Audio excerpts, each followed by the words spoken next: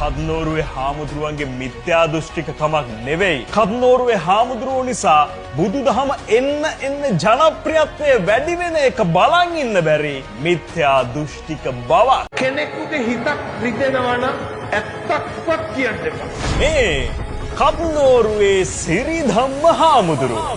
චින්තිතම් විභවති චින්තිතම් විවිනස්සති.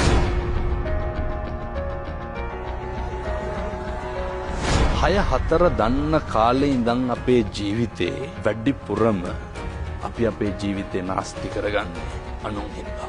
මිනිස්සුන්ට කේන්ති යන්නේ තව කෙනෙක් ඉන්න ඕනේ. අපි කවදාවත් අපි අපිට වෛර කරනවා.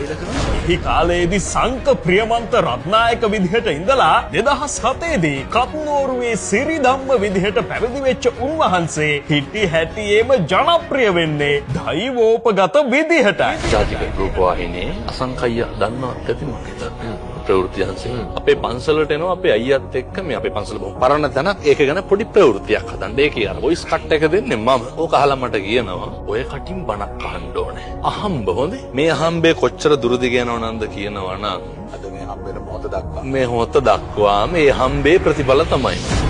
ජනප්‍රියත්වය කොච්චර දුර ගියාද කියනවනම් ලංකාවේ සමහර මියුසිකල් බෑන්ඩ් වලටත් වඩා උන්වහන්සේගේ බණට ටුවර්ස් පදිනවා. පොර කාගෙන බණ අහන්න එනවා. රත්තරම් පිරිකර පූජා කරනවා. මේ රත්තරන් වඩාරන මේ බොහොම උවමනාවෙන් මේ සියල්ල රත්තරණි සකස් කරලා වේවි. ඒ ඔක්කොටම වඩා මිත්‍යා දෘෂ්ටිකයෙක් කියලා වහන්සේව හංවඩු ගහන.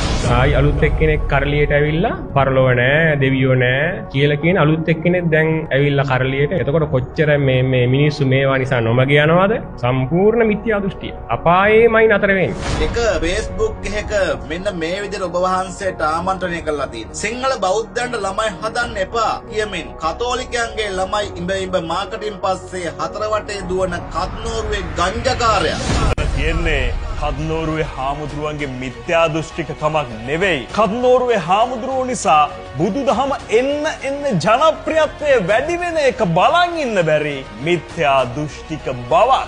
ඕක කාලෙකදී අරිය ධම්ම හාමුදුරුවන්ටත් වුණා. ඕක කාලෙකදී සෝම හාමුදුරුවන්ටත් වුණා. ඕක කාලෙකදී සෝභිත හාමුදුරුවන්ටත් වුණා. ඉතින් ඕක කද්නෝරුවේ හාමුදුරුවන්ට උනේ නැත්නම් තමයි පුදුමේ. මිනිස්සු ඔය වඳිනාත් දෙකෙන්මයි බෙල්ල මිරිකන් කම්පාවෙන්ට නරකයි. වෛරය පිට කරේ ජීවිතේ ඉස්සරලම කාත් එක්කද? කේන්ති ඇති උනේ කාත් එක්කද? ඉස්සරලම කේන්ති අපේ ජීවිතේ පිට කරේ කාත් එක්කද? අම්මත් එක්ක. ළමයි උදේට බත් එක දාලා ඉස්කෝලේට යන්නත්, ඉස්කෝලේ යන ලාපු ගමන් දොර වහගෙන බුදිය ගන්නත්, කණ්ඩ කිව්වට නොකා ඉන්නත් කාත් එක්කද කේන්තිය පිට කරන්නේ? අම්මත්. ඊළඟට කේන්තිය පිට කරන්නේ සහෝදරොත්. මට වැල්ලේ තරුණයෝ කියනවා හම්දුන්නේ දැන් අපි පාර්සල් පාස් කරන්නේ. කොල්ලෝ කියන්නේ ධර්මය ආශ්චර්යයක්. තරුණයන්ට මේවා තේරෙනවා. වැල්ලේ බණක් තියෙනට නිතමාත මං කිව්වා මං පුරුවක් උඩ ඉඳගෙන හරි බණ කියනවා. වැස්ටි කරා.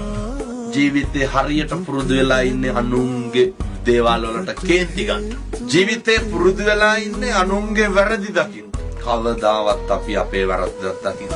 නිසා කත්නෝරුවේ හාමුදුරුවන්ගේ ඇක්ෂන් එක අල්ලගන්න නැතුව උන්වහන්සේගේ දේශනාවල තියෙන බුද්ධ ඩිරෙක්ෂන් එක අල්ලගන්න කියලා ඔය හැමෝටම කියන්න share this 100 seconds. තථාගත යානනේ දුක දැනුණා